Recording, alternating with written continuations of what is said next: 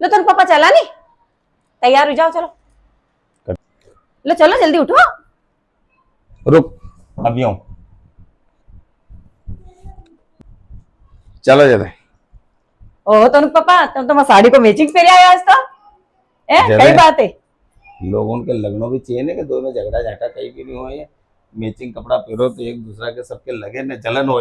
Matching कपड़ा पहनो तो, और कपड़ा मैचिंग पहनो तो ब्याह शादी पार्टी में नहीं बढ़िया फोटो अच्छा है, समझी कि नहीं?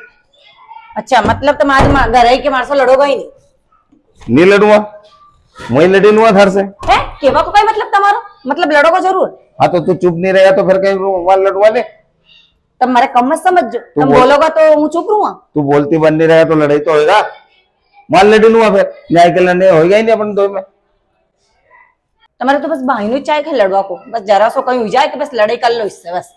अरे बाहर जाना नहीं यार, फंस आते यार। मारे मालूम थी मैचिंग कपड़ा पहरवा तेरी विचार नहीं मळे ने तुम्हारे कहीं जानो रे जदा लड़ाई करो जे तुम।